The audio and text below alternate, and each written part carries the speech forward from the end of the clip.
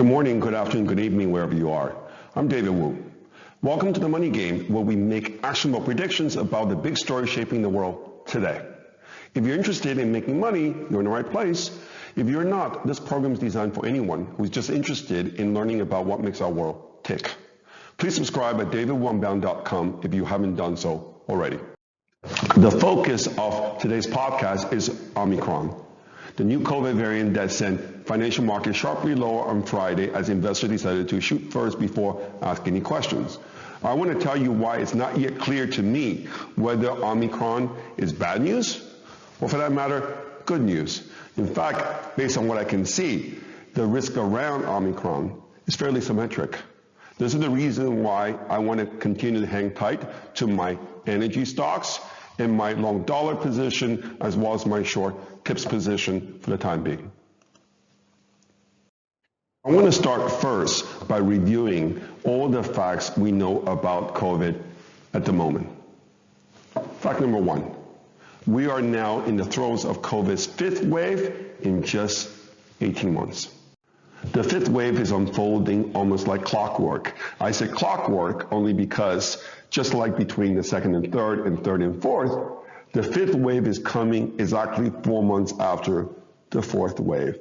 It's starting to feel like interludes in an opera. What's interesting, of course, is the fact that despite the surging number of new confirmed cases, the number of new deaths actually has been not going up, or at least not going up very quickly. Indeed, this has been the pattern over the last 18 months, which is that the peak number of deaths has been coming down with every new wave. It is too early to draw any firm conclusion about the fifth wave, but over the past month, the global mortality rate has fallen to the lowest level since the beginning of the pandemic. Of course, this is largely thanks to vaccination. As of today, about 8 billion vaccines have been now administered around the world, which means 50% of the adult population around the world has now been fully vaccinated. Fact number two. So far, the fifth wave has hit Europe harder than everywhere else. Why is this, and what can we learn from it? On this chart, I've plotted the number of new daily confirmed cases across different regions of the world. Asia, Africa, Europe, and the Americas. And you can see, for the most part, over the last 18 months, that these numbers tend to be highly synchronized across different regions. After all, we live in a globalized world, so no surprise there.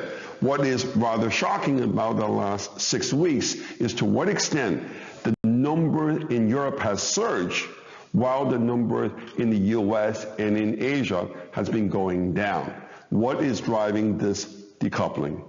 As you may recall, I've been arguing for some time now that another outbreak in Europe was inevitable because of the waning effectiveness of the vaccine. Take a look at this chart where I plotted the number of new confirmed cases per million people versus the share of population vaccinated over the past 4 months. As you can see, there is definitely a negative correlation between these two variables. On one hand, you've got countries like Austria, where only 15% of the population was vaccinated over the last 4 months. In other words, 85% of the Austrians right now do not enjoy much of a protection against any virus. At the other extreme, you've got countries like Norway, Finland, and Portugal, where about 35 to 40% of the population has been vaccinated just in the last 4 months. In other words, they enjoy much higher level of protection against any virus than the Austrians. The fact is that today, most European countries are somewhere in between. In other words, with very little protection against basically the pandemic. And I think this is the reason why you're seeing the surge right now. It's probably safe to assume that geography is also playing a part in driving Europe's latest surge in COVID cases. Recall, in March 2020, ski resorts in Austria were ground zero for COVID, where skiers returning from Austria brought home, the first COVID virus to their home countries, and that set off the beginning of the first major outbreak of the pandemic in Europe. Once again, interestingly, Austria finds itself at the epicenter of the latest outbreak, And what's even more interesting is the fact that almost all the countries that have a border with Austria are seeing very severe outbreak, much like Austria, or in some instances even more severe at the moment. The most amazing thing about the fifth wave is the fact that notwithstanding mass vaccination programs across Europe, the number of new confirmed cases in Europe today has exceeded the levels that we saw at the peak during wave 2, 3, and 4. That is amazing because what it tells you is that the virus is so good at adapting to changing circumstances. Should we be concerned about what's happening in Europe? Yes, but I would argue that the experience of Israel over the last few months also tells us not to be overly concerned. Recall, Israel was the first country in the world to start vaccinating its population. In fact, as you can see on this chart, okay, by March already, Israel had completed vaccinating 50% of its population, which put it way ahead of even other first movers like the United States and the United Kingdom. Because Israel was the first country to start vaccinating its population was the first to experience the waning effectiveness of the vaccine. This is the reason why during this past summer, Israel saw a dramatic outbreak of the pandemic that saw the number of daily cases reaching 1,200 per million people, which was basically the record over the last 18 months. Thankfully, the Israeli government responded aggressively by rolling out the booster program early and very quickly and making it available to anybody over the age of 12. As a result, in the space of just basically 2 months, over 4 million basically third booster was given out. As a result, the spread of the virus in Israel slowed dramatically, even without the help of another draconian shutdown. Okay. As of today, the number of new confirmed cases in Israel as a share of the population is the second lowest among 38 OECD countries, just behind Japan. Hopefully, Europe will learn from Israel's lessons. Belatedly, but better late than never, the European Commission last week announced that they are now recommending the booster to be given out to all adults. Even in Israel, the number of new cases is going up again, albeit slowly. Okay. Although this time, okay, most of the newly infected people are under the age of 16. Children. In fact, half of the children who got infected over the last 18 months did so over the past 4 months, largely because they're not vaccinated. Okay. Some commentators have already referred the current rise in new cases as the children's wave. What's important, of course, in the debate is that so far only 0.25% of the infected children have been hospitalized. And this is the reason why many parents remain reluctant to basically give their children the vaccine. The media reports so far suggest only 4% of the parents have set up appointments to get their children vaccinated. I suspect this debate is going to be happening in more than just Israel. The most surprising aspect of the fifth wave is the United States. The odd man out. Okay, the question is why and what can we learn from that? If the surge in Europe right now is the result of the waning effectiveness of the vaccine, shouldn't the same be happening in the US? Especially given the fact if you look at this chart here, okay, the share of population in the US that was vaccinated over the past 4 months is only 10%. In other words, lower than in Europe. In other words, US ought to be seeing a bigger outbreak than Europe at the moment, and the fact it's not happening right now basically requires an explanation. Even more curious is the fact that in the US, states with relatively high vaccination rates, in most cases, Democrat-controlled states, otherwise known as blue states, they're currently seeing, a surge in the number of new cases that are similar to what's going on in Europe. If you look at, states like Vermont, Massachusetts, Maine, these are states that have vaccinated more than 70% of their population. They're currently seeing an outbreak with magnitude not so dissimilar to that of Germany.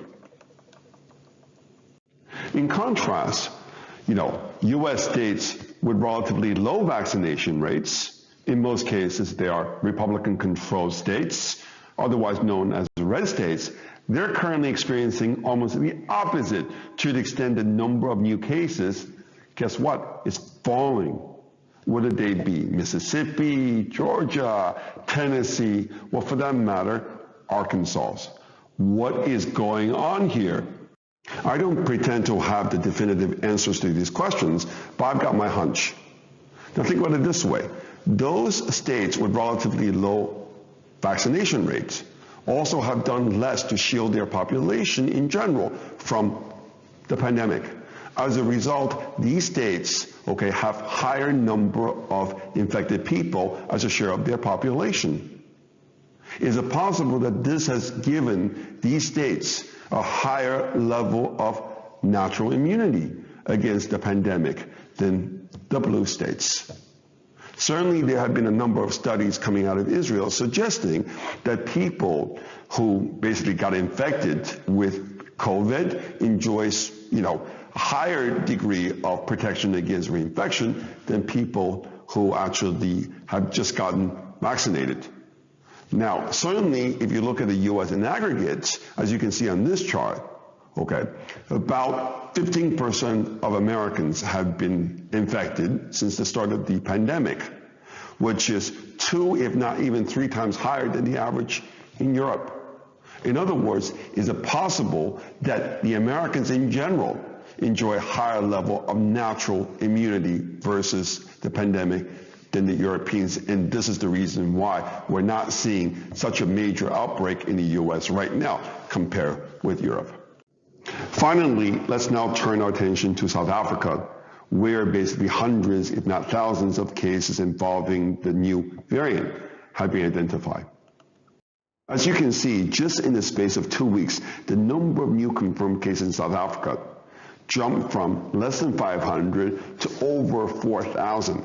That's a huge leap, suggesting that the new variant is highly contagious. And this is the reason why the outbreak in South Africa immediately raised a red flag. However, before we start to panic, we should remind ourselves that only 20% of the population in South Africa has been vaccinated. Therefore, to those of us who are fortunate enough to live basically outside Africa, the more important question is, how will the new variant fare in countries with higher vaccination rates? Only time will tell. However, we've already got some important basic data points that can help us answer this question, at least partially. Well, on Friday night, an Israeli TV channel interview, Professor Barry Schwab, who is a renowned South African virologist who also happens to be one of the main advisors to the South African government on COVID. Let me quote him exactly. He said, "I think we can be pretty comfortable that the vaccine will still prevent serious disease. How effective it will be in preventing milder disease, that we still have got to understand. Up to now, the great majority of the patients have been mild. In fact, these haven't been a very substantial increase in hospital admissions so far." Wow. Professor Schwab's observations are supported by the hospitalization data from Gauteng province, which happens to have very decent, basically, data, at least as far as COVID is concerned. And as you can see here on this chart, as of the week of November 22nd, the number of hospitalization remained fairly low. Certainly does not look too alarming, especially given the outbreak of new confirmed cases. If basically, the data for the last 7 days, which has come out on Monday, show the same, I think, the market should basically come down fairly quickly.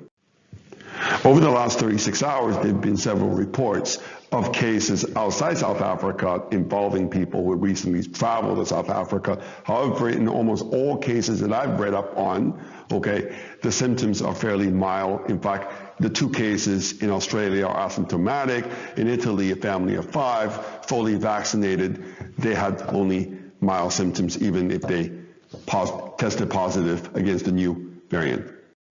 So what's my bottom line here? The new variant, has only reinforced my long-held view that COVID is probably here to stay. However, with the help of vaccines, I still believe that we don't need to resort to draconian shutdown. I thought it was very good news, on Friday when Pfizer said that it would only take them 100 days to go from testing to mass production in order to come up with a new vaccine. I just think that we might have to live with, regular boosters, of the vaccine, just like we live with an annual, basically, flu shots. This obviously will be very good business for the vaccine makers, but so be it. But the most important point here is that should Omicron become the dominant variant like it has, done in South Africa in a relatively short space of time, and should Omicron also be associated with only mild symptoms, this would suggest that the world will be able to reach herd immunity, more quickly and more safely than otherwise. That could be the light at the end of the tunnel that we've all been waiting for over the last 18 months. In that sense, I think there's just as good a chance that Omicron may be good news as opposed to bad news. Financial markets hate uncertainty. In that respect, anybody, who thinks like me should use volatility as your best friend to look for basically mispriced assets in the coming week. The big story since March has been the underperformance of the COVID-sensitive sectors like hotel, restaurant, and the leisure sector. In this underperformance, no surprise there, continued last week. Unsurprisingly, Pfizer was the big winner last week. Some of you actually asked me if I have any regrets about having taken profit on my Pfizer recommendation at 50. The honest truth is that, this is a new blog. For me, being consistent is more important than hitting home runs right now. And I hope you guys agree. You may not believe it, but let me tell you, despite the carnage on Friday, the energy sector was actually up on the week. In fact, it was the only sector that was up on the week among the 9 sectors, of S&P 500. And this, of course, has a lot to do with the fact that the market finally came around to realizing that releasing strategic reserves was not going to basically help depress oil prices for very long. Friday's price action also suggests basically significant unwinding of crowded trades. In fact, one could argue that after Friday, a lot of these basic crowded trades are now less crowded. An important and telling development on Friday was the fact that not only short-term VIX futures jumped, but that short-term VIX futures have converged to long-term VIX futures. In other words, we now have a very flat VIX futures curve. This is usually an indication that a lot of bad news are now in the price, that the market expect high volatility to remain for such a long time, 6 months. I think that in itself tells me that perhaps the market won't need great news to actually, to plug back some of the losses on Friday. Over the next week, I will be monitoring closely 2 sets of data. Number one, as I mentioned before, the hospitalization data from Gauteng province in South Africa. And 2, the U.S. non-farm payroll number that will be released on Friday. My gut tells me that the job number will come in strong, in fact, stronger than expected. And if all else being equal, I think this will help the Fed make the case for accelerating the pace of tapering in December. Before we wrap up, let's take a quick look at my honest board. I took profit on my long VXX position on Friday, up 15%. I'm still short euro dollar, which I enter at 116. That is still basically in the black. I'm also staying with my long 10-year real yields position, which I enter at basically 103 basis points. That position is currently flat. I expect real yields to head higher if I'm right about non-farm payroll. And then I still like my long ExxonMobil position, which is now down, that I enter at $64. On that note, talk to you next week.